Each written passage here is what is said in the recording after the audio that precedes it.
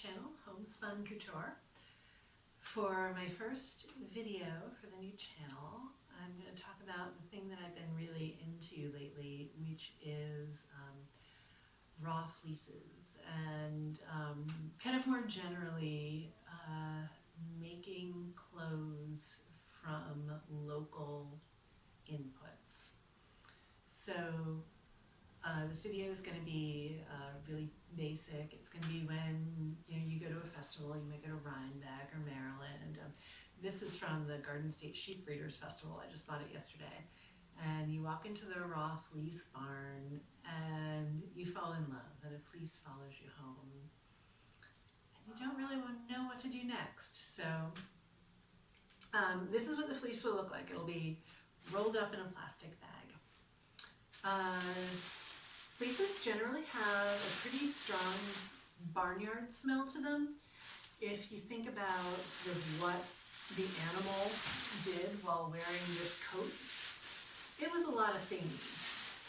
Now this was a wether, which is a castrated male, so it wouldn't have been giving birth, but still, it rolled around the barnyard, it ran around the meadow, did sheepy things. And it did those things for 6 months to a year while wearing this coat. There's going to be a smell. So you take it out of the bag. You don't take it out by handfuls. You try to take it out and sort of keep the shape that it's in while you take it out of the bag.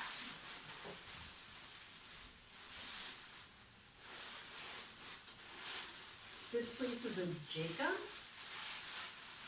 Jacobs are nice because you get more than one color.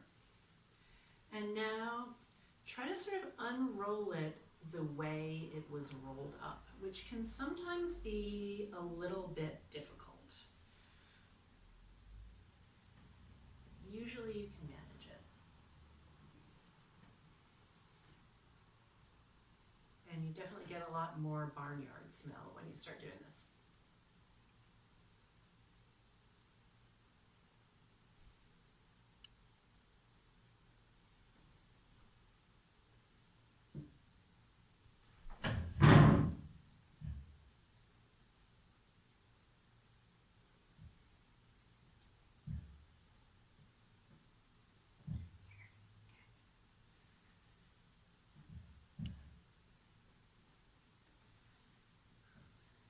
Sometimes your goal is to sort of recreate the shape that it came off the animal in.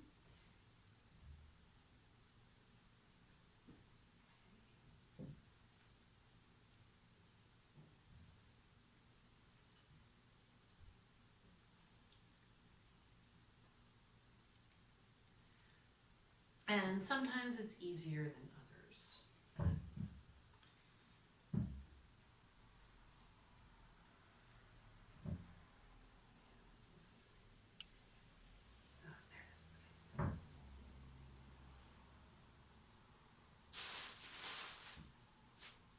This is a very small fleece.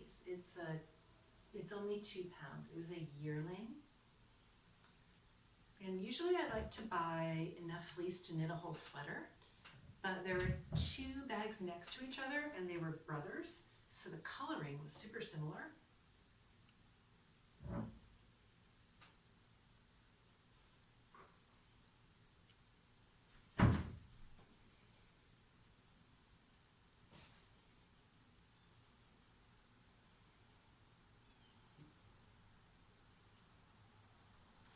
Now you can see this Jacob sheep. These Jacob sheep are beautiful in life. They have 4 horns, and a lot of people sort of like to keep them as pets. Okay, so I think this is the best I'm going to do with this one. It's pretty well skirted, which is nice. Skirting means they took off the sort of shorter hairs around the edges, as well as any dung tags, which are kind of gross. And I think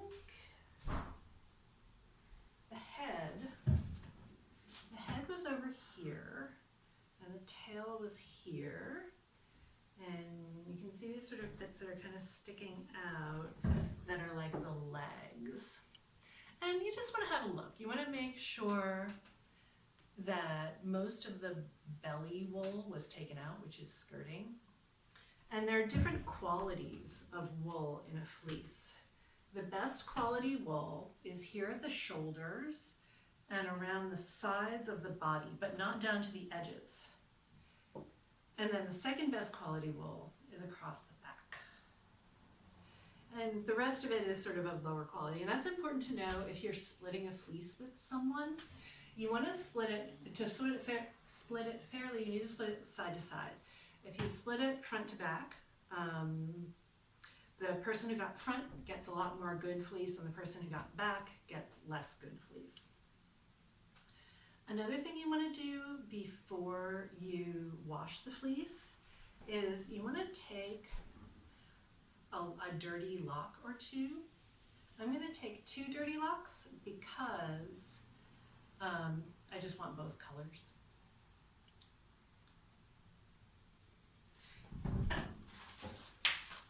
And you want to staple them to a card.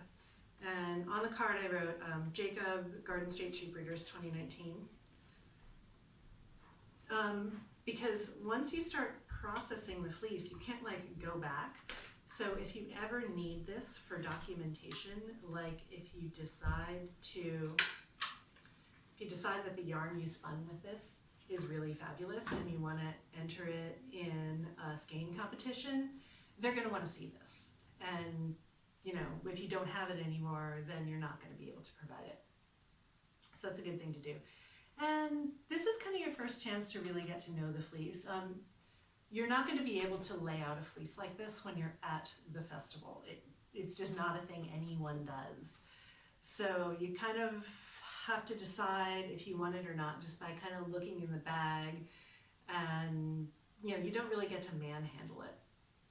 So this is, when you roll it out, when you bring it home, this is kind of the first opportunity to really see like okay, it's mostly dark but a little light. This looks like a 2-color Jacob. There are Jacobs that are 3 colors as well, and I suspected when I bought it that it was a 2-color Jacob, and that's fine. What I want to make with this is a color work sweater. So I like to have the dark and the light, and now I'm deciding that, okay, the sweater is going to be, you know, mostly dark, and the kind of contrast color is going to be the light. So anyway, I hope this was helpful. The next step will be washing the fleece.